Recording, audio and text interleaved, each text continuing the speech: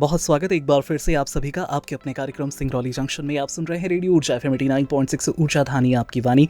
मैं हूं आपका होस्ट एंड दोस्त आरजे आशीष और शाम के इस सफ़र में बहुत बहुत शुक्रिया अगर आप हमारे साथ लगातार जुड़े हुए हैं और अगर आप हमसे इस घंटे में जुड़ रहे हैं तो आप हैं बहुत ज़्यादा लकी, क्योंकि आज हम करने वाले हैं ढेर सारी बातें हमारे सिंगरौली के विधायक श्री राम निवास शाह जी से, जो हमारे सिंगरौली की एक जानी मानी हस्ती हैं और उसके साथ ही हर सिंगरौली वासी इनसे अपनी समस्याएं तो साझा करता ही है, मगर जो इनका एक प्रेम है अपने सिंगरौली वासियों से वो देखने लायक बनता है। क्योंकि किसी भी पब्लिक इवेंट में अगर आप जाएं तो राम निवास शाह जी की प्रेजेंस जो है वो आपको अलग से ही पता चलती है। और जो इनका एक अंदाज है लोगों से मिलने का, उनसे बातें करने का और उसके साथ ही आत्मीयता के साथ उनकी हर समस्या को सुनने का, ये हर दिल को छूता है। और इसी वजह से राम निवास शाह जी का आज हर कोई फ़ैन है। और आज हमारे साथ इस कार्यक्रम में जुड़ रहे हैं हमारे सिंगरौली के विधायक श्री राम निवास शाह जी।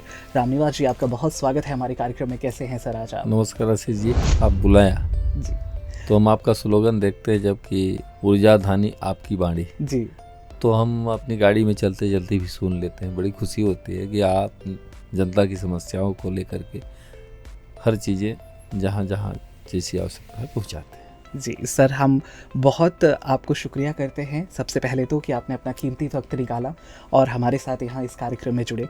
तो सर, जैसा कि आप बोल बिंदास कार्यक्रम में भी जुड़े थे आरजे शालू के साथ, और काफ़ी सारी बातें हमने सिंगरौली की समस्याओं के बारे में खुलकर की जी थी। जी सर, अब आगे हम थोड़ा उससे बढ़ते हैं और हम ये जानना चाहेंगे सर कि फ्यूचर में हम सिंगरौली की किन सारी चीज़ों में, खासकर टूरिज़्म सर, क्योंकि एक बहुत बड़ा सेक्टर है और टूरिज़्म में जैसा कि हम सब जानते हैं कि पूरी इकोनॉमी को ड्राइव करने की पूरे जो देश हैं वो टूरिज़्म सेक्टर पे चल रहे हैं। आज के दिन में कई सारे ऐसे छोटे देश हैं।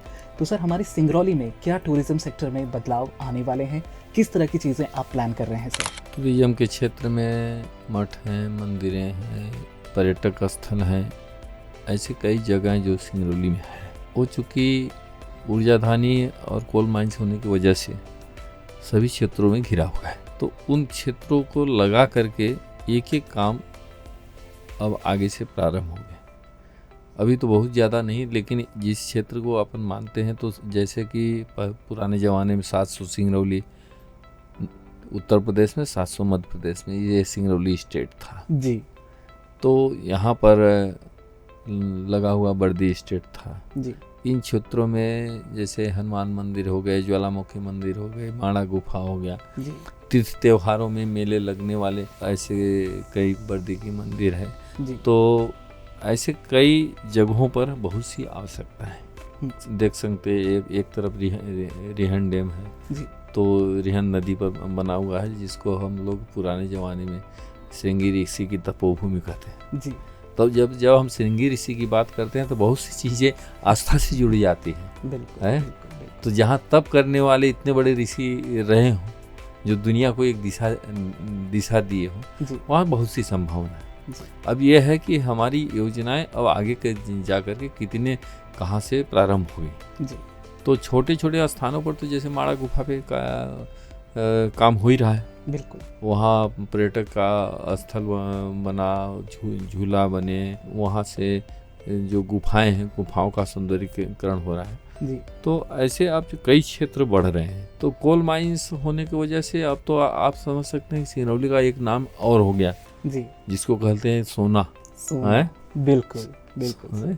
जहाँ सोना मिल जाए जी, उस क्षेत्र का नाम कहाँ नहीं जाएगा। बिल्कुल। तो उस आधार पर हमको काम भी करना है। हम जब पर्यटन की बात कर रहे हैं तो एक अलग दिशा की ओर ले जा करके आपको हम दिखाना चाहेंगे कि जब सिंगरौली में पहली बार NCL NTPC की विद्यालय, केंद्रीय विद्यालय DVHली, केंद्रीय विद्यालय DPS DAV कालवेंट, ऐसे तमाम विद्यालय हैं, उसके साथ सरस्वती शिशु मंदिर का पूरे क्षेत्रों पर वातावरण हुआ, तो आपको पता लगा कि जहाँ शिक्षा का भी स्तर बढ़ा, वहाँ संस्कारों का भी स्तर बढ़ा।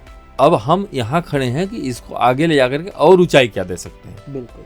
तो पर्यटन के क्षेत्र में भी हम कुछ है कि अच्छे तालाबों को बना करके उस तालाबों में कई प्रकार की जो वाटर वो चलाते हैं, हाँ, वाटर स्पोर्ट्स, हाँ, उनको चलाने का काम करेंगे। तो जयंत में एक तो बना हुआ है जिसको पर्यटन विभाग खुद चलाता है जी।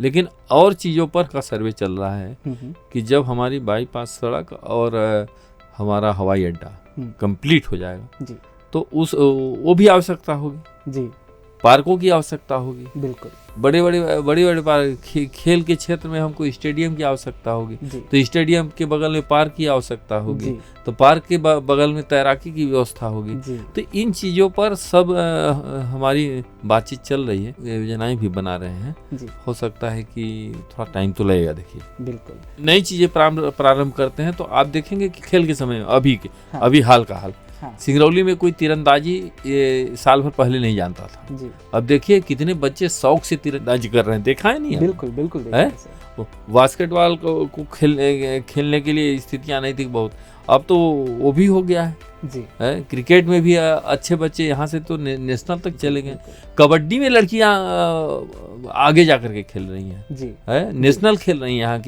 यहाँ की बच्चियां खेल रही हैं जी तो ये साल 2 साल के अंदर इस ओर भी हम लोग पर्यटन के तरफ खेल की तरफ एक नया रूप देने का काम कर रहे हैं जी नेशनल कबड्डी सिंगरौली में कराने की अभी योजना बनी हुई है बिल्कुल हम लोग उसकी तैयारी में भी लगे हुए जी सर काफ़ी सारे जो खेल संगठन हैं उनका ये है कि इंडोर जैसे गेम्स हैं जो इंडोर गेम्स है बैडमिंटन है या बास्केटबॉल कोर्ट्स हैं वो इंडोर की भी फैसिलिटी के लिए बिल्कुल आप सब सही कर रहे हैं शासन की ओर से इंडोर स्टेडियम बनाने के लिए एक योजना आ गई है जो पुराने कलेक्टर थे उन्होंने शायद हम लोगों ने एक कचनी में ज़मीन और एक पॉलिटेक्निक कॉलेज में जो ज़मीन है दोनों को वो करके भिजवाया था जी अगर उस पर एक तय हो जा रहा है और जो हमारा बढ़ंगा स्टेडियम इसको भी इंडोर बनाने के लिए डीएमएफ में गया हुआ है जी तो कुछ चीज़ें हम लोग शिफ्ट करेंगे जो नई बनेगी कुछ शिफ्ट करेंगे पॉलिटेक्निक कॉलेज की ओर ऐसे ही मेडिकल कॉलेज के पास में जो हमको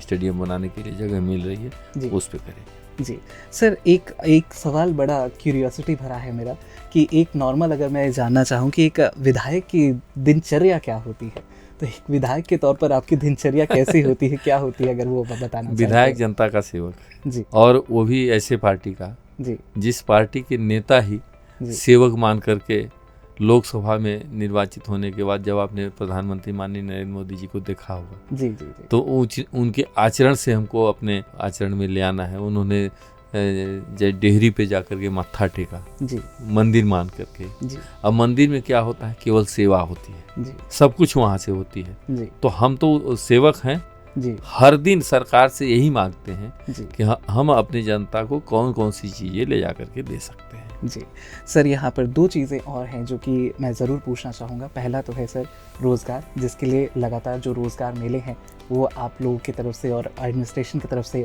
किए जा रहे हैं लगाए जा रहे हैं और सर दूसरा जो युवा हैं उनमें जो एक नशे का सर एक जो तस्करी है उसके लिए भी एक बहुत बड़ी समस्या है जो युवाओं को काफ़ी ज़्यादा इफेक्ट कर रही है इन 2 मुद्दों पर आप सर अगर आपको ध्यान में होगा एक हम लोग तो जानते नहीं क्षेत्र में तड़का करके क्या वो उसको बोलते हैं कुछ पीते हैं लोग बताते हैं नहीं पता सर हाँ जी तो जब हम विधायक बन करके आए तो काफ़ी क्षेत्रों में नशे की हालत थी लोगों का कहना था कि परिवार बिछुड़ जा रहा है गरीबी में चला जा रहा है इनका नशा छूट नहीं रहा है तो फिर हम लोगों ने एक बैठक करी उस बैठक के माध्यम से प्रशासन को कहा कि इस पर हम लोग अंकुश कितना लगा सकते हैं क्योंकि व्यक्ति के एक ही चीज़ से नहीं है नशा तो जिसको हो गया उस नशे से आर्थिक नुकसान है सामाजिक नुकसान है शारीरिक भी नुकसान है जी तो सब चीज़ें जब नुकसान में हो जाएगा तो न व्यक्ति पढ़ पाएगा न खेल पाएगा न आगे बढ़ पाएगा न बिजनेस कर पाएगा न व्यवसाय कर पाएगा जबकि सरकार स्वदेशी पर बहुत काम कर रही है हर घर स्वदेशी घर घर स्वदेशी का नारा है जी बिल्कुल जैसा कि सर ने बिल्कुल सही कहा कि अगर काम मिलेगा बिजनेस बढ़ेगा तो रोज़गार बढ़ेगा तो लोग गलत रास्ता छोड़कर सही रास्ते पर आएंगे और उसके लिए हम बहुत ज़्यादा धन्यवाद करते हैं सर का सर अगर हम जैसे वोकल फॉर लोकल के लिए या फिर स्वदेशी अपनाने के लिए हमारे सिंगरौली की आप कौन सी ऐसी चीज़ देखते हैं जो कि नेशनल नहीं इंटरनेशनल लेवल पर भी जा सकती है जो लोकल ऐसी चीज़ है देखिए जब हम यहाँ से जैसे प्रारंभ में चालू हुआ जी कि हम लोग स्वदेशी ईटा बनाते थे लाल ईटा बिल्कुल फिर आदेश आया सरकार की प्रदूषण होता है तो फ्लाई एक्स का ईटा बनाए। जी आज क्षेत्र में देख रहे हो कितने फ्लाई एक्स के ईटा बनाने वाले छोटी छोटी उद्योग हुए। जी जब छोटे छोटे उद्योग हुए तो हजारों की संख्या में लोग वहाँ काम कर रहे हैं। बिल्कुल। यहाँ पर गिट्टी के क्रेशर नहीं हुआ करते थे, जी लेकिन जैसे कंपनियों को गिट्टी की जरूरत तो उत्तर प्रदेश सप्लाई होता था, जी तो इधर रीवा जिले सतना से हुआ करता था, लेकिन जी। धीरे धीरे चालू हुआ तो यहाँ भी मिल गई। जी तो हम वही कह रहे हैं कि चाहे स्टोन के पत्थर मिल गए या चाहे या सोना मिल गया, एक खोज है, जी हम भी खोजें। जी रोजगार तो खोजने से प्राप्त होगा। जी छोटे बड़े उद्योगों के लिए सरकार सब्सिडी दे रही है, जी है? हाँ हाँ छोटे छोटे काम करने के लिए भी सरकार आपको लोन दे रही है, जी किसानों के लिए लोन दे रही है। जी हम जिस क्षेत्र में जा रहे हैं, जो काम सिलाई, कढ़ाई, बुनाई, पढ़ाई, लिखाई, दवाई, जी सभी चीज़ों पर जीएसटी कम करके हमारी सरकार आपको उद्योग स्थापित करने के लिए और स्वरोजगार पैदा करने के लिए कर रही है। हम भी बढ़ें, आप भी बढ़ें, साथ चलें।